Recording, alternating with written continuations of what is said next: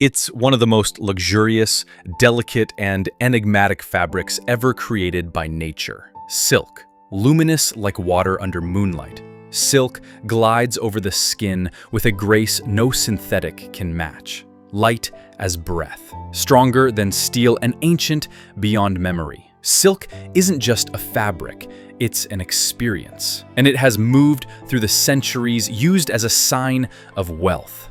But what most people never realize is how much life is poured into that elegance. Because to produce a single kilogram of this shimmering thread, nature demands something that feels almost unthinkable. The silent work of over 5,000 silkworms. So, how exactly does something as soft and unassuming as a caterpillar become the source of one of the world's most luxurious materials? To understand that, we need to go back, not just decades, but thousands of years. Because silk isn't new, it's ancient and sacred. And its story starts not in a fashion house, but in a garden. Legend has it that the discovery of silk happened nearly 5,000 years ago in China. The story is as delicate as the fabric itself. A Chinese empress, Ji Lingxi, was sipping tea beneath a mulberry tree in her palace garden when a small white cocoon dropped into her porcelain cup. As it soaked in the hot water, it began to unravel, a single luminous thread loosening and floating. That moment, seemingly trivial, sparked a fascination so intense that it eventually transformed global trade, diplomacy, even warfare. For centuries, China held the monopoly. The famed Silk Road wasn't named for spices or ceramics or gold. It was named for this single, ethereal fiber that crossed mountains, deserts, and seas. Merchants and monarchs paid fortunes for it. Roman emperors draped themselves in it. And all the while, no one outside of China truly knew how it was made. Even today, China remains the top silk producer in the world.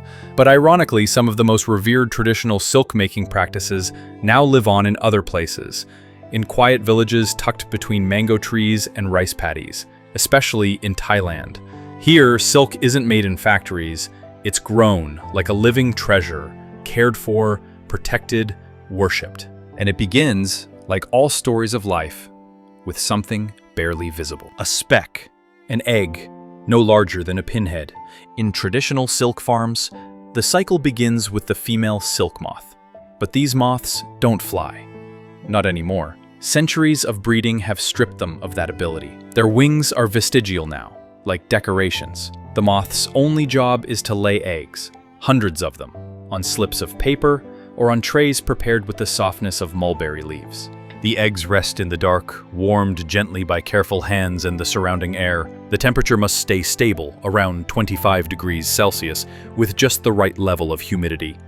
Too much cold and the eggs won't hatch. Too much moisture and they'll mold.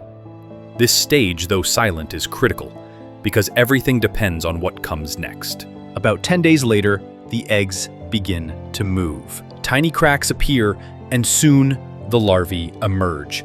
They are almost invisible at first, black, fragile, as thin as eyelashes, and yet they are already hungry. Instinct drives them toward one thing and one thing only: mulberry leaves. Mulberry is the only food silkworms will eat, nothing else.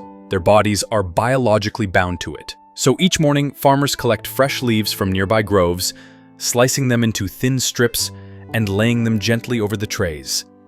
As the worms begin to eat, a soft, rustling sound fills the room. It's not loud, but if you listen closely, it's unmistakable, like paper being shuffled, like rain falling gently on leaves. It's the sound of thousands of mouths chewing in unison.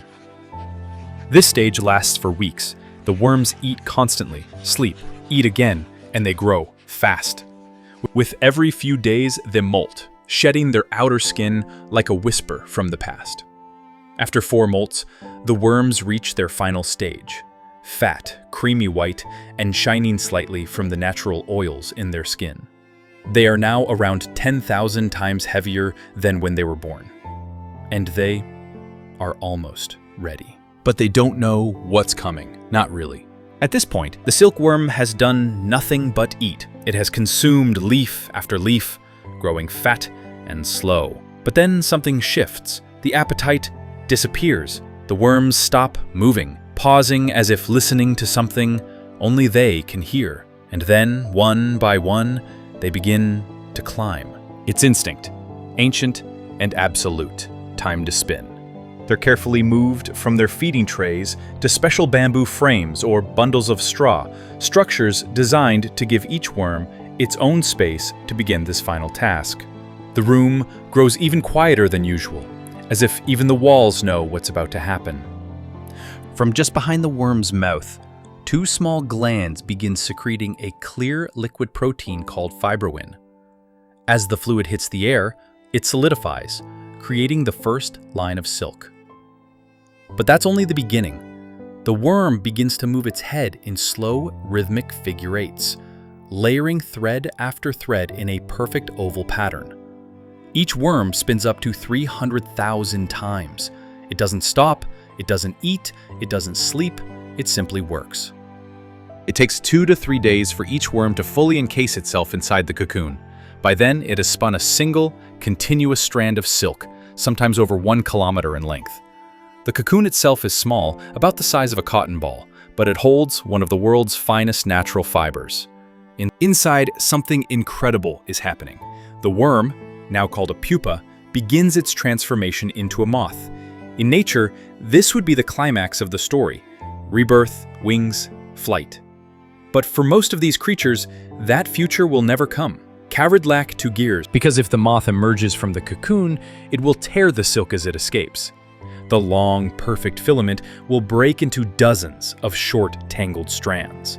And so, to preserve the thread, smooth, whole, and strong, the metamorphosis is halted. Timing here is everything. Too soon, and the silk isn't stable enough.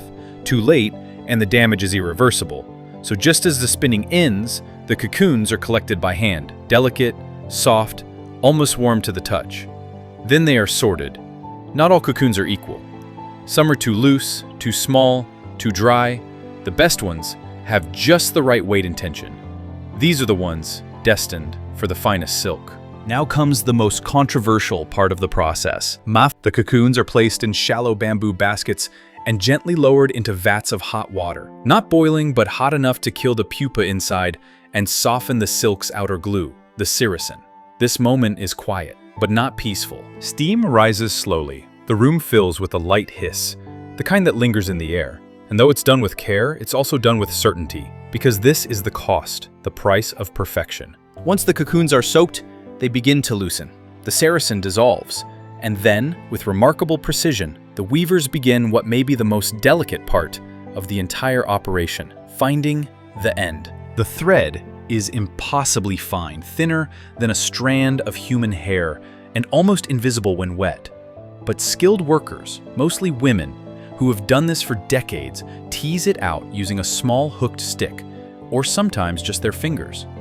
They connect the ends of several cocoons and guide them onto a reel, forming a stronger strand. The reel turns slowly, steadily, collecting meters and meters of filament. This is what's known as raw silk. It gleams with a faint golden hue. It is soft but strong, and it is alive with potential. To make just 1 kilogram of raw silk, you need over 5,000 cocoons, and close to 30 hours of continuous reeling, sorting, and handling. In larger facilities, some of this work is mechanized, but in small villages, it is all done by hand. Even now, with all our technology, this part of the process remains stubbornly human. The silk is then washed to remove any remaining sericin, dried carefully to preserve its structure, and sometimes dusted with rice flour to protect the fibers from humidity. The silk thread, now washed and reeled, is almost unrecognizable from where it began, no longer a cocoon, no longer tied to a single creature's short life.